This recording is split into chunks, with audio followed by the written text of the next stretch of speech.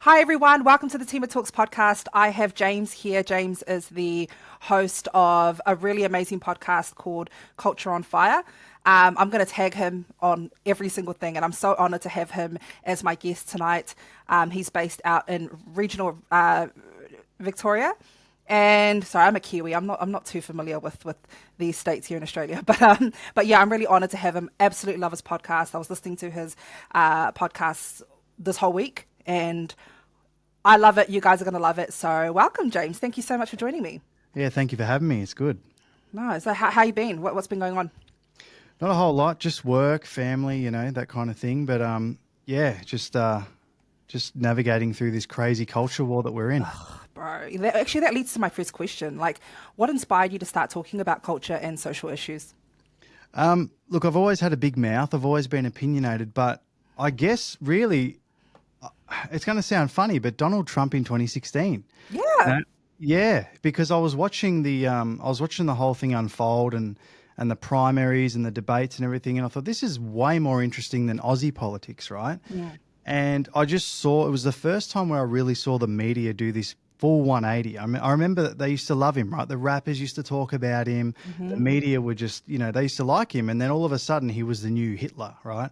So it kind of made me go, hang on a minute, I want to see why they hate this guy. I'm a little bit of a natural contrarian as well. So I guess, if everyone's telling me to hate something, I'm gonna naturally gravitate towards it and go, I want to check that out for myself. Yeah. So yeah, he was kind of my introduction to the culture wars, I guess. And then once I become a father, I focused more of my energy on fighting against radical gender theory because, once you become a father, you realize that, the only thing that matters in this life is protecting your kids and trying to forge a good future for them. So, that's what I'm doing. 100%. That's amazing. And so how long have you been doing the podcast? Because I just discovered you this year. I think it was like last month. Yeah. Yeah, look, I took a break. I mean, I've been doing a little bit. I had another podcast with some mates, but we actually got completely deleted off YouTube because we were talking about the vaccines during COVID, right? And they just, no strikes, nothing, just completely nuked our channel. It was gone. So, I took a bit of a break, and then I wanted to do solo stuff because, more creative control and setting it up in my house. I didn't have to rely on people because I had, people would pull out all the time. And so I just started again on my own. YouTube has been, giving me the shits. So I'm currently not doing much on YouTube because they keep pulling my videos down. But I'm doing the Instagram stuff. I was on TikTok. I was getting pretty big on TikTok, but they've banned me. So now I'm just on Instagram, but I'm launching on locals.com very shortly. So What's that? what is it? It's a platform. Actually, Diogo from the 5'8" take actually put me onto Locals. Oh, what's it? I'm going to write it down. Yeah, locals.com. It's Locals.com. it seems pretty good. So there'll be free content on there. There'll be free shows, but there'll be some paywall stuff as well because this stuff ain't cheap. Oh, 100%. No, studio time is expensive. You've got your own studio. Looks beautiful, by the way. You've got. I have to pay for studio time. It's not cheap. So I Okay, totally. Sorry. You pay for yours, huh? Yeah. So I pay studio time. Yeah, I pay for my studio time. Yeah, you have to. But yeah, no, that's so true. Like I know a lot of American. I first heard of. I was introduced to conservatism. I'm not going to say. I'm not assuming that you're a conservative or anything, but I was introduced to all of this through Donald Trump as well. I think 2020 during lockdown. It started off with Black Lives Matter. For me, I don't want to get into it too much because I won't stop talking about it. But Same. yeah, like it's just when everyone was post Black Lives Matter, I was like, what? What are you talking about? Like, so it was just one of those things. I've never called myself a feminist. I want to talk about this whole transgender ideology and radical feminists, and I've never called myself a feminist. But with these crazy trannies, these transgenders taking over women's sports, reducing women to feelings, I'm starting to lean towards being a feminist. And I guess, what are your views on biological men and women's spaces? Yeah, so a couple of things. I think the feminism is an interesting one because, Yeah. it's kind of been, feminism itself has kind of been fractured into two groups, right? So Yeah. you've got the radical feminists, right? And kind of, I'm guessing the feminism that you're kind of referring to, Yeah. or that they call them TERFs, right? TERFs, yeah. Yeah. So the transgender activists will call them TERFs, trans exclusionary radical feminists, right? So these women believe that that the whole transgenderism thing is rooted in misogyny, and that these men taking over their sports teams, they're entering their jails, kicking them out of all these women's spaces, using their restrooms. It's not safe, that kind of thing. So they don't want men in their spaces at all. They basically just want men to stay in their lane, and they've got a really good point. And to answer your question, I would agree with them, right? But it's funny because you've got this other side of these women that call themselves feminists. Fuck the patriarchy, we hate men, we this and that. But on the other hand, they'll sit there and tell you that trans women are real women and have always been women, and they'll scream at you about it. So it's very, very contradictory when it comes to the feminism thing. So for me, I would have to agree. I mean, when you're talking about transgender women, right? So biological men, mentally ill gays most of the time, that want to call themselves women and are entering women's spaces. A lot of people will say, well, why don't you have a problem with transgender men, right? And I do. I think it's all equally crazy. I think it's all equally insane. But there is objective truths when it comes to this stuff. And one is worse than the other, right? Because women are more vulnerable to this than men are. Right? If I'm a male sportsman, I'm not worried. There's not a male sportsman alive that's worried about a transgender man coming into his league and beating him, or entering his combat sports and beating him up. It just doesn't happen. Where women are far more vulnerable to what's happening. So I think it is a lot worse, right? Yeah, no, it's 100%. And every time I saw I think it was a panel on Vice. I think it was based in America, and I think you addressed it too. There was a transgender woman on the panel, and she was talking about the patriarchy, and I'm like, you are the patriarchy. You are the fucking patriarchy. What are you talking about? You are a man. Like it doesn't make sense. She's sitting there. Oh, what us women go through. Let me tell you, real women, what us women go through. Right? Yeah, exactly. Insane, and that infuriated me, that whole debate. I think any woman worth her salt should have stood up there and said, get the fuck out of here, bro, what are you doing? 100%. And like I discussed this on my podcast. I've discussed this on my podcast before. I hardly see transgender men, I don't even know, women trying to be men. Okay, because I'm getting confused with the terminology, and I don't even care about offending anyone anymore. I'm just like, whatever. I never see women trying to be men, trying to go into men's bathrooms. It's always the other way around, and I'm just like, are you kidding me? Like, what's going on? Yeah, look, there is a lot, like if you go through the history of transgenderism. Yeah, there's a really good book. Actually, I've got it here. Show me. It's Irreversible Damage, right, by Abigail Schreier, right? Yeah, you got to get it. Down. It's a brilliant. I'm writing it down. Yeah. Irreversible Damage. Your viewers might want to check that out as well. Cool. So it's a really good book, and she goes right through the history, and she talks to parents and doctors and all types of things.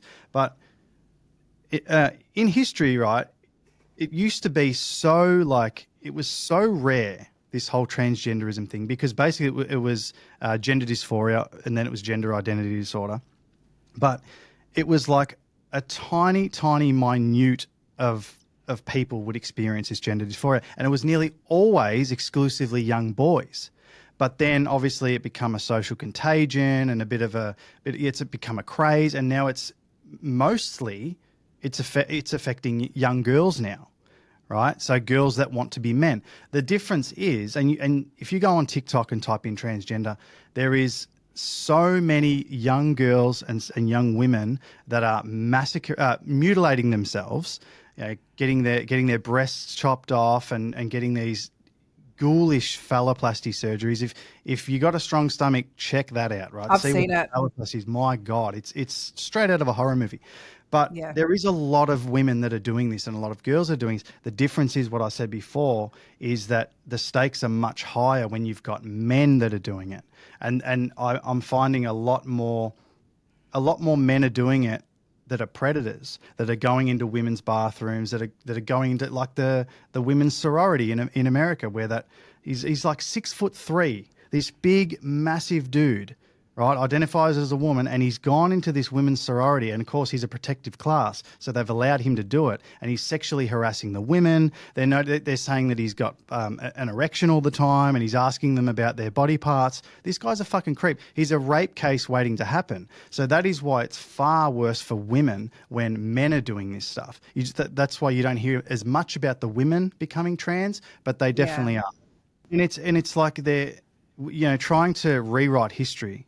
And they're saying, you'll hear a lot about it now where they say, oh, trans people have always existed. And I've done a video on it. I didn't go in too in depth. It was a short video. But basically they're trying to say that, right back to the pharaohs and stuff, there was transgender people. And it's just purely wrong. It's just complete lies. I mean, feminine men have always existed. Gay men have always existed, right? If you can track that right back. But there was no such thing as transgenderism back then. They didn't have surgeries. They didn't do any of that stuff. Whatever they are now is completely different to what these feminine men that they're trying to say were transgender. It's not the same thing. It's just pure gaslighting. Yeah, I've always made it very clear. I've made it clear since I started making my content about this that trans women are not real women. And it was International Women's Day a couple of months ago, and I was seeing so many people, Happy Women's Day to all the trans women, the cis women, and I'm like, fuck up, stop. That's my opinion. But apparently that makes me a radical feminist transphobe. Have you ever been called these names? And if so, how do you respond to it? Well, I haven't been called a radical feminist yet. I could identify as one, but I guess, look, I get called all types of things. I've had death threats. I've had, you get all the standard, bigot, transphobe. You're this and that. You're a Nazi. Been called a Nazi plenty of times. But I don't care. I don't care what any of them say. I mean, I stand by my words. I live in reality. I choose to live in reality. And when I get called these words mean nothing now. It's like being called a Nazi in this day and age. It means absolutely nothing. So and I did a video on it as well, like when they call you a transphobe, when they call you a bigot, it just means that you're pro-biology, you're pro-reality. So it really doesn't matter. The thing is, why they call you these names and why they scream at you, why they threaten and why they carry on the way they do is because they're trying to defend an ideology that is indefensible. They can't debate you on this stuff. Like they don't make any sense because it's illogical. So they scream at you when they do all this stuff, and it doesn't mean anything. And I don't even respond to them half the time because I know that makes them even more mad. Yeah. When were you first exposed to this type of content? Like I know you talked about Donald Trump before, and you started to, I guess you don't follow the crowd. You're not like a follower. When did this whole, I guess for me, the interest came about when I started following PragerU, based in America. I'm sure you've heard of PragerU, Candace Owens, and people that inspire me. But where did it start for you? I guess it would have been around the same time. I mean, I used to watch Vice, and you see all this weird stuff back in the day. But I think it was either Steven Crowder. Oh yeah. I either signed up to Steven Crowder or it was the Daily Wire. It was one of them. Yeah. Might have been Ben Shapiro and stuff, Yeah. I like those guys. Have you seen the What Is a Woman documentary? Yeah, brilliant. What's that like? Can you what's your views on it? Because I haven't seen it. It's brilliant. Like, I mean, he goes through basically, so he doesn't go in there and because he's brilliant. Like Matt Walsh is probably, the godfather of, fighting against the radical gender theory movement. But he goes into this movie and basically just asks questions. He doesn't go in there and try and debate people. He lures them in and he basically lets them, tie their own noose and hang themselves. It's a great movie. And he shows how it is such a, almost uniquely Western phenomenon where, he goes to Africa, he talks to tribes in Africa, and these people just laugh at him when he talks about gender identity and all this stuff. So it's brilliant. You really need to check it out. I'm not sure if it's still on Twitter. They released it free on Twitter. So I'm not sure if it's still up there, but if you haven't seen it, I highly recommend checking it out. I doubt it. I think I'll just sign up to, are you signed up to the Daily Wire? Yeah, I have been since 2016. I'm signed up to a few. Gosh, you're so good. I'm signed up to also. I check out a lot of stuff on censored TV as well. Gavin McInnes and Devon Tracy and Josh Lacash and all those lesser known guys. I guess Gavin McInnes is pretty big, but there's a lot of good content creators out there, and I just kind of absorb as much as I can, and it helps me through. Yeah. I mean, when I see, speaking of those, clips on Vice and Daily Wire, every time I see protesters at those LGBT protests, all I hear is trans rights are human rights, trans, and I'm like, what do you think they mean by that? Because every time someone questions them and says, what rights do you not have, right? They never have a response. They're like, you're a bigot, you're a homophobe. I mean, what do you think they mean by that? Well, you're 100% correct. Like, they do have the same rights. They've got more rights than most people, But basically what their argument is, they're trying to say that by not affirming them and by not allowing, by not forcing society to bend the knee to their ideology, basically it's harming them and it's killing them and all this. So you see this crazy rhetoric coming from them all the time, but there's not a right out there that they don't have that we do. I mean, like I said, they've got more rights than we do. Name a time in history where the patient could diagnose themselves and march into the doctor's office and say, "Hey, I'm a man. I need you to chop my breasts off," and they go, "Okay, cool, no worries." Bang, you're a slave to big pharma for the rest of your life. So it's insane. Trans rights, human rights, please. They've got all the rights everybody else does. Don't fall for the propaganda. 100%. And I also I was watching one of your clips yesterday, and it's true. All these people, big pharma, they're all money hungry. They're using this whole gender issue as a way to make more money, and it's horrible. Well, it's true. It is true. And before we move on, 100%. They absolutely are, locked in for life. I mean, and they lie and they tell these young kids that these puberty blockers, right? And it's all reversible. We're just putting a pause on puberty. It's an absolute lie. I mean, women that take testosterone and men that take estrogen, it chemically castrates you, for one. And also, the changes to these women's voice, like there's a lot of these women that have like these young women that were, sucked into the cult and then later on tried to detransition. And these women were on testosterone, and their voices have permanently changed. They sound like a young guy that's just going through puberty. Their voices are ruined, and they'll never go back. So it's a complete lie. Yeah, one of them was interviewed on PragerU. I forgot their name, but I forgot the man's name. But he talks like this, and I'm like it's like he's putting on his voice, but that's just his normal voice now. It's damaging. Really sad. It's so damaging. Yeah. There's especially to young women. I mean, when you're cutting, and I'm not a woman, but I understand how important the breasts are to the human body. It's not just sacks of fat you're cutting off. I mean, it's a complex, it's extremely complex body part that you're removing. I mean, it's dangerous, and putting all these, cross-sex hormones into your bodies, and it's just, these people are so unhealthy, and they're just doomed to a lifetime of misery and, hormones and pharmaceutical drugs. Yeah, and it's really sad. It's heartbreaking because I've seen the guy that was interviewed on Matt Walsh's documentary "What Is a Woman," and he talks, and he even looks ugly. I mean, it's so sad to say, but he even looks weird. I was scrolling through Twitter, and I saw the process of how they create fake penises for women. Don't they slice a part of your thigh or something? Yeah, so they take basically they take, it's either from the forearm, they take the forearm, they can take it from the back, or they take it from the thigh. And they're not just taking the skin, they take quite a lot of muscle and tissue, and it never grows back correctly. You can Google it. It's absolutely ghoulish. And it's completely non-functional. They tell them that they may be able to get an erection and they can have sex with it. It doesn't work. It doesn't work. And the women, the worst one is for the men that get their penis removed and they get this, this folded in mutilated penis. They have to keep dilating that thing, essentially keeping it open, keeping the wound open, because the body thinks it's a wound because it wants to close up, right? So they have to keep dilating this this mutilated penis wound that they've been left with. Otherwise, it'll close up, and the amount of complications that these surgeries have, it is unbelievable, the amount of complications that they have.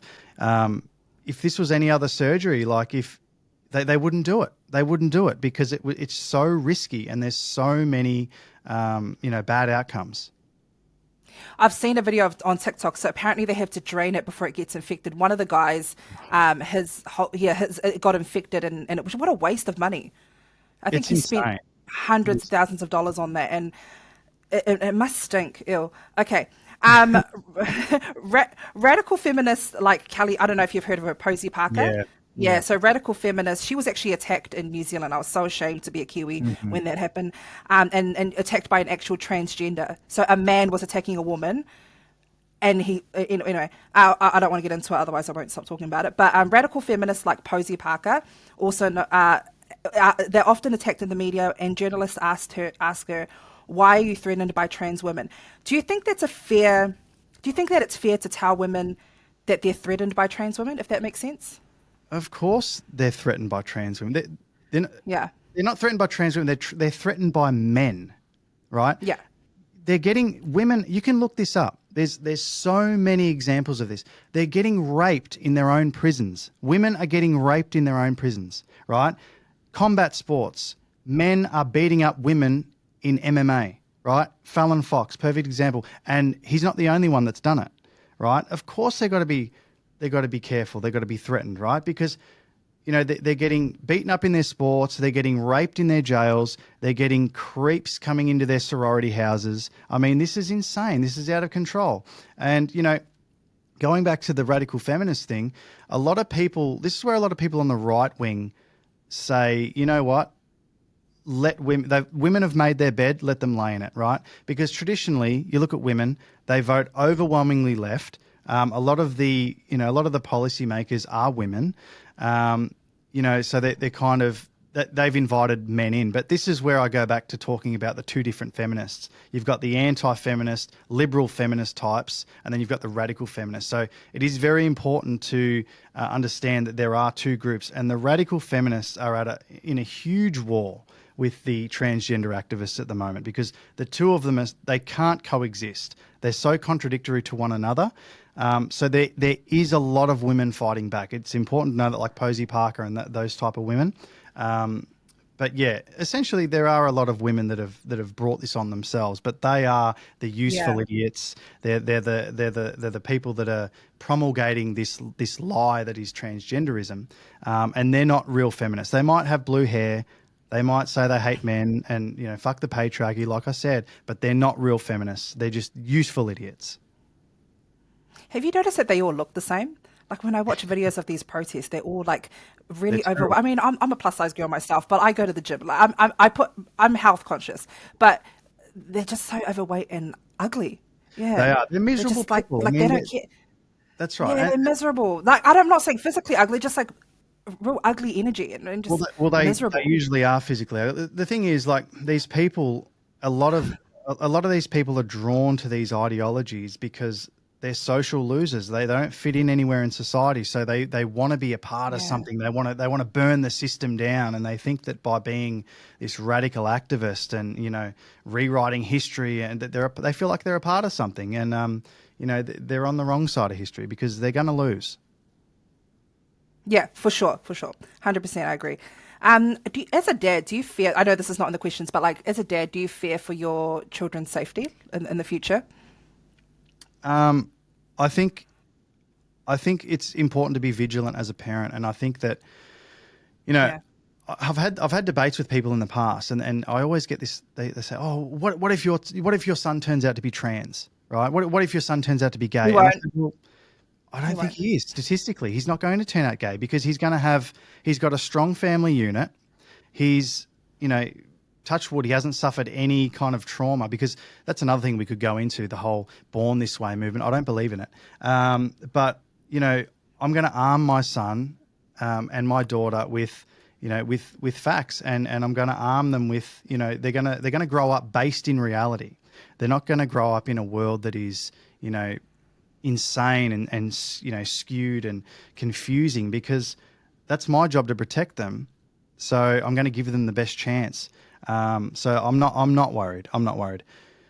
I think That's good. I'm worried for other people's children, because I got a lot of friends Yeah. that are so the cognitive dissonance and the head in the sand and don't worry about all that. It's going to be fine.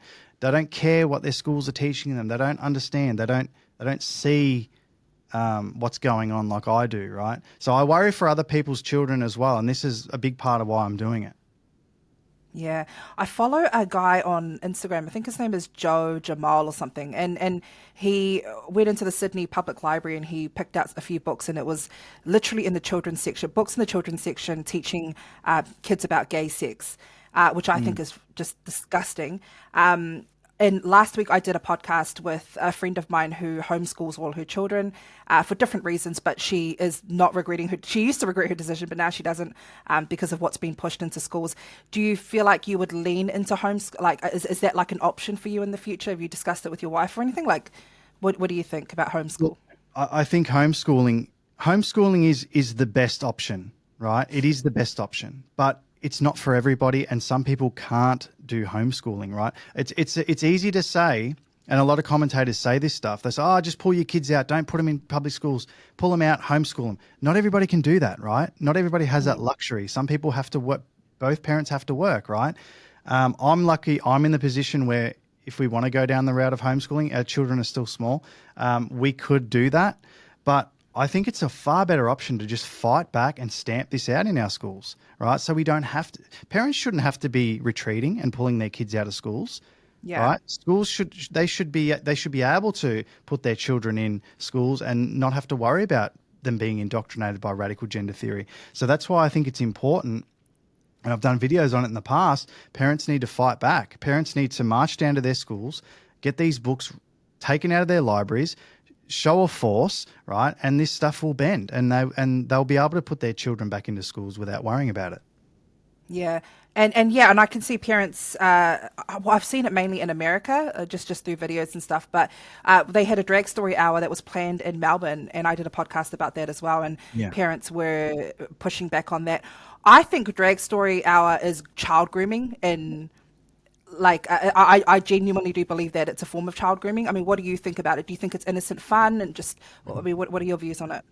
Yeah, it's absolutely child grooming. I mean, Yeah.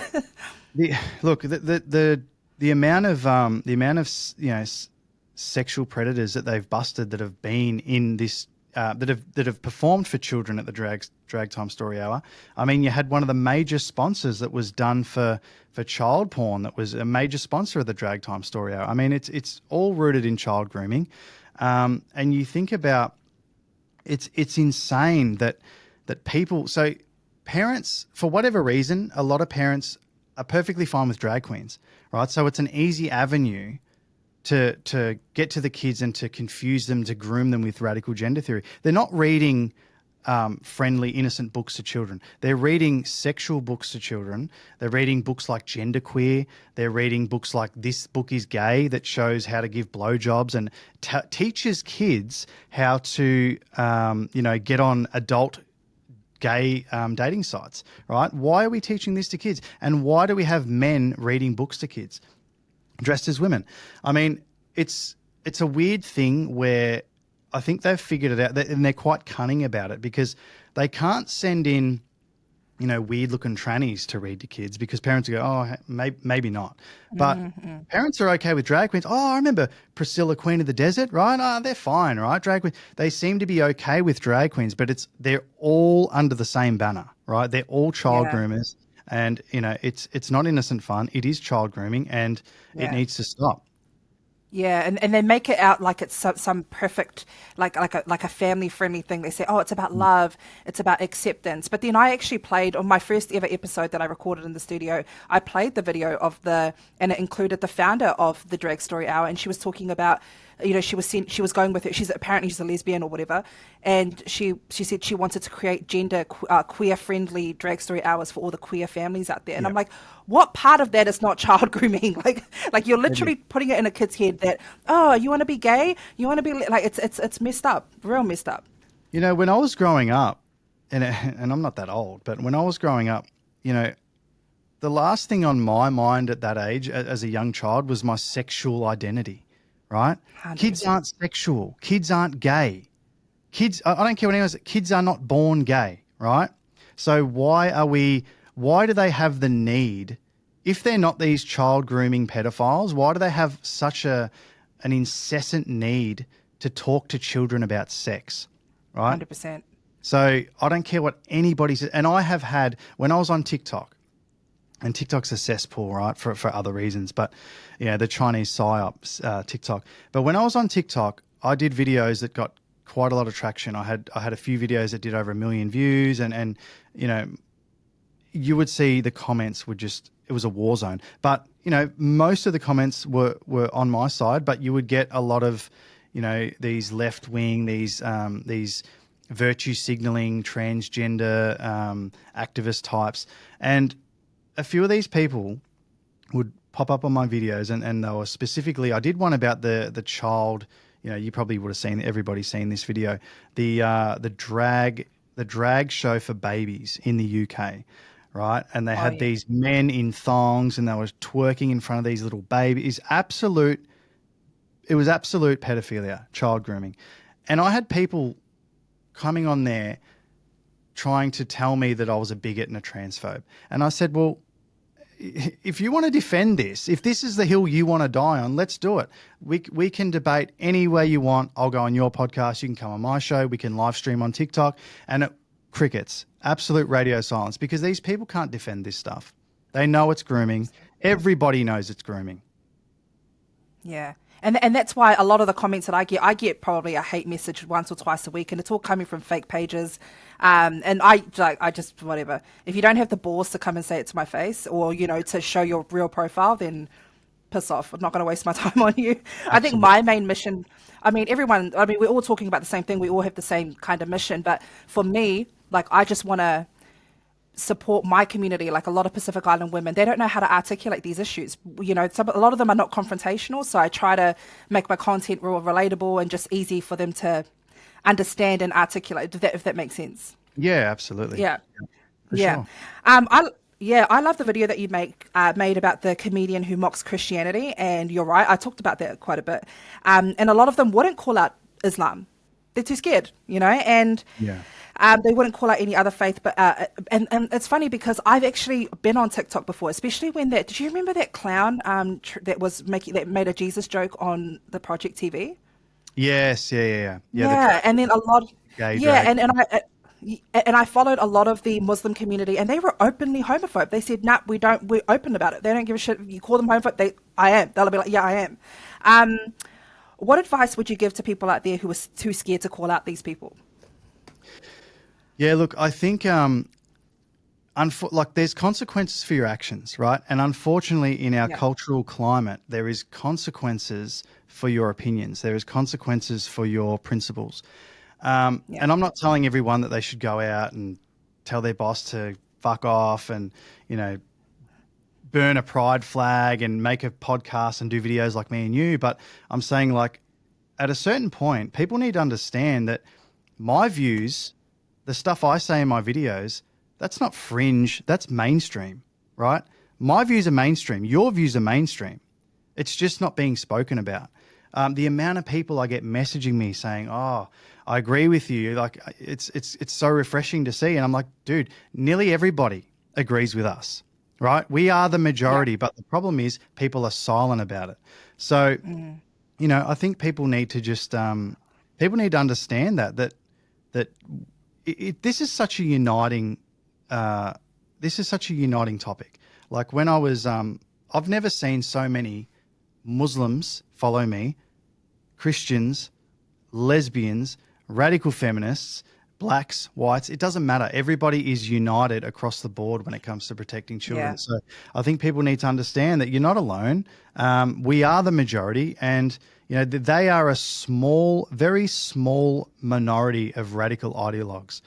They're just very noisy. They're very loud. So, you know, this stuff could be stamped out in weeks. If the majority stood up and said, enough's enough, we're not putting up with this anymore in our society or in our culture, you know, this would be over very, very quickly. Yeah. And also like a lot of gay people will stand up against it too. Like people are so quick to call people like you and I, oh, you guys are homophobe, you're bigots. But then there's a whole organization called Gays Against Groomers Yeah. who stand, who are on our side as well. Yusra put it perfectly. She said that, you know, being silent is dangerous. That's violence, you know, because you got to think about it. You got to be on parent mode all the time. These are our kids, you know, well, I don't have kids, but, you know, these are children that are at risk. And if you stay silent, the problem's going to get worse, and you're going to be part of the problem if you stay silent. So Yeah, I love how you sort of said that on my podcast. Perfect example. It's the whole I hate the whole live and let live motive. I can't stand that whole libertarian mindset, because that has allowed us to get here. Right? There's a Vladimir Lenin quote that's very, very it works really well in this instance, when you say they push where there is mush, right? If you're not going to stand up to them and push back, they're going to just keep burrowing through, right? This live and let live stuff does not work. Live and let live is the reason we are in this boat now. Yeah, 100%. A lot of people, like, just on that topic, a lot of people send me videos. For those of you who are watching this right now, thank you for sending me the videos. I appreciate it, but like, I don't need to see that all the time. Like I on TikTok all the time, I can find my own videos. But they send me stuff, and I know that they would never have the courage to post that on their own page. What advice would you give to people who are too scared to speak up on social media? Like, I can understand if you're not confrontational, you don't want to have the conversations in real life, but you can use your social media platforms. So I guess what advice would you give for people like that? Yeah, I mean, like, look, the first time somebody disagrees with you online, it can be pretty confronting, can be daunting. I remember years ago, like, you know, I posted something, and then, you know, it wasn't a popular opinion at the time. It was in right-wing circles, but whatever I posted, and people disagreed, and they're, oh shit, should I delete that? It's like, nah, man, it gets easier, right? And standing by what you believe in, and, you know, sticking up for your morals and your principles, it is very, very liberating. And like I said, more people agree with you than you think. Yeah. Talk to us about that your first experience, because I know that people watch my podcast, they're not confrontational at all. They would never even dare talk about this stuff online or even in person. Talk to us about your first experience of when, because I know how you feel. Every time I get someone sending me a hate message or disagreeing with me on my comment section, I'm just like, oh my gosh, like, oh my gosh, it feels like they're saying it to me in person. But talk to us Yeah. about how that felt for you and how you overcame that. Yeah, look, it was a long time ago. I mean, I can't even remember what it was. It was I think it was something about Donald Trump. I posted something, you know, pro Oh yeah. Donald Trump on Twitter or whatever, and of course, you know, you get the salivating, you know, useful idiots that come for you. But it was something like that, and I remember thinking, whoa, like, you know, this is different. I've had plenty of confrontations in real life, but this is different. This is uncharted territory. But like anything, you get conditioned to it, and now, you know, people wish death on me and stuff. I don't care. Like, you do get over it, you know. But, you know, going back to you know, you get people messaging you about stuff, and they're scared to about the social media. I've got people, I can't say who they are, because obviously they're, you know, terrified that they're Yeah. going to be associated with me, right? One of the world's biggest transphobes. But I know I've got a couple of quick stories. I know a guy that's, you know, very big in local politics in my area, and he will say to me, like, I see him quite a bit because, you know, go to mutual events. And he'll come up to me and he'll talk to me and he'll say, you know, I watched your video, man. I love that. You know, this is crazy. You know, I totally agree with you.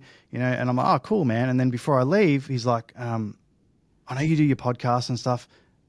Don't mention that I follow you. You know, don't say anything about that. And I'm like, okay, I won't say anything, bro. You know, whatever. And there's a good doctor, a really you know, really esteemed doctor that I know, that has told me that he has trans patients, right? And he goes, I can't stand that I have to do this. I can't stand that I have to, you know, give these people hormones, and I have to pretend, I have to suspend reality, you know, in order to treat these patients. And he goes, I don't want to do it. And I said, well, don't fucking do it, right? Oh, no, I can't, I have to, because, you know, he's terrified of losing his income. He's terrified of, you know, losing his medical license and that. This guy owns an aeroplane, right? This guy has more money in the bank than I'll probably ever see in my lifetime. But he's a coward at the end of the day. He said to me in a message once, I agree with all your views, right? I'm just like you. I'm just like you. And I'm thinking, no, you're not. You're not just like me. You're not like me at all because, you're too afraid to stand out. If anything, you're probably more dangerous than the people that disagree with me because your cowardice, you're the type of person that could throw me under the bus if it came to that. So, I'm not saying that everybody that's scared to speak out is like this. I'm just saying that, there is a lot of cowardice out there, and standing up for what you believe in, and, living living a life that is based in reality and truth is very, very liberating. Yeah, that's so true. And speaking of that, like, one of my best friends, she messaged me and she took her daughter's 1.5 years old, took her to the doctors. Now, my friend's not a coward. I'm not saying that at all. But she took her daughter to the no, I'm not. She's really not. But she took her daughter to, and I was talking to Yusra and Layla about it on our podcast together. And she took her daughter to the doctors, and the doctor on the form asked for her 1-year-old's pronouns. She's only 1 years old.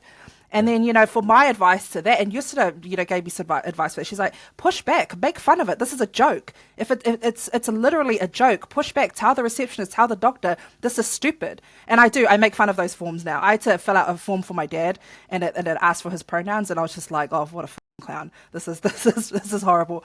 Yeah. But yeah. Yusra's great. She's a, if more of our politicians had a backbone half as strong as hers, we wouldn't be in this position. She is brilliant. I think everyone should follow her and support her all the way. 100%.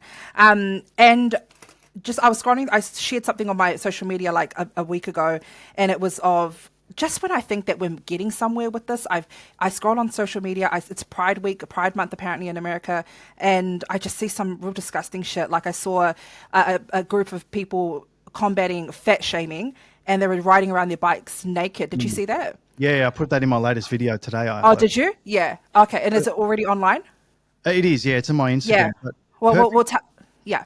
Perfect example of what you're talking about is, have you noticed that they're ramping it up? Have you noticed it's becoming more and more overt? But they're not even hiding it anymore. Eh? They're not even, before it was like, subtle things here and there, but now they're straight out.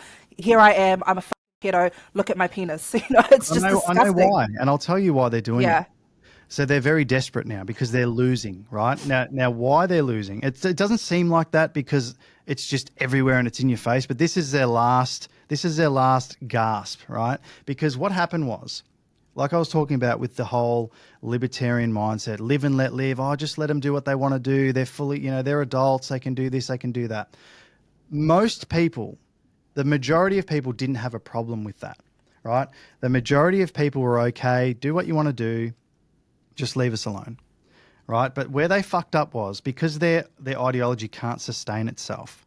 They need new members. They need to keep recruiting for the cult, right? Because they're not having kids. They're kind of, some of them are, but majority of them, they're just breeding themselves out. So what happened was they started to try and indoctrinate the children, right? Then you've got everyday people that are going, hang on a minute, this is my fucking kid that you're trying to indoctrinate. And then you've got everyday parents that are waking up to this stuff and are going, no, this is not happening anymore. So you're seeing people becoming more socially conservative, right? And they might not even mean to. They might not be right-wingers. They might not be Christians. They might not be Donald Trump supporters, but they're socially conservative in the way that they want to protect their kids. And the LGBTQ groomers understand this, right? So they realize they fucked up. They realize that, if you look at the latest Gallup poll that came out the other day in the United States, even support for same-sex marriage has dropped 7 points.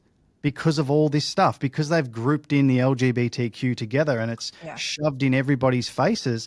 I mean, you're seeing how I know we're winning. You're seeing things like, look at Bud Light, right? Absolutely decimated Bud Light, decimated. Target. Copped a flogging, right? You're seeing these huge wins, not just by conservatives. I mean, the right wing and the conservatives and the Christians have been talking about this stuff forever. But now you're seeing real traction with these boycotts that we've never seen before. So they are ramping it up because they are desperate. And you're seeing the pendulum is swinging, right? The pendulum is swinging back to the side of common sense. You're seeing states in America banning this gender affirming care. More and more states are doing that, and by gender affirming care, it's sexual mutilation. But we are winning. I'm very optimistic. So I think everyone should be optimistic as well. That gives me a lot of hope. And just quickly, I think your camera's turned off. Or did I do that for you? Something happened, but it's back now. It's all right. It's all okay. Sweet. Hopefully, it's all good. But anyway, no, that's amazing. I think I got it in. Yeah, all good, all good. But yeah, no, I mean, we're coming to the end of our podcast. I'd never like to talk too much. I always kept my podcast to 45 minutes. But this has been an amazing discussion, and I'm so grateful that you've given me your time tonight. I know it's really late. We probably both have work in the morning. I definitely do. I got an early start. But this is all for a good cause. And I just want to, do you have any final words or any words of encouragement for all the parents out there, for all the people out there who are on the same page as you and I? Yeah, basically just stay vigilant, nothing else matters. Nothing else matters in this world as much as protecting our kids. And more people agree with you than you think. So don't be shy. Don't be worried about pushback. I mean, the pendulum's swinging, and I think if we stay the course, I think this stuff will be stamped out in the next 5 years. Yeah, bro, I'm excited to have you on the studio when next time you're in Sydney. I'll definitely make time for you. Thank you so much again for all the work that you do, for your courageous voice, and for being on my platform, my humble platform. I really appreciate it. Can I just shout out my Instagram if people want to follow me? I'll definitely do it as well. Yeah, or you do it too, and I'll do it as well. Yeah, we'll both do it. Go. Culture on Fire, all one word on Instagram at the moment. Thank you. Yeah, and so what about on the Locals website? Yeah, locals.com. I think my name's just Culture on Fire. If you search Culture on Fire, there's nothing on there yet, but it's set up. So I'm going to start, hopefully next week, I'm going to start putting some stuff out. So I'm excited for that. Too. Yeah, I'm excited for that. Thank you so much again. Guys, please go and give James a follow. I'm obsessed with his content, and I'm so honored that he made time for my platform and for being brave with me, for just having a straight out, stunning conversation. Yeah, exactly. A really good conversation. So thank you again, James. Really appreciate it. Thanks heaps, man. I appreciate it. All right.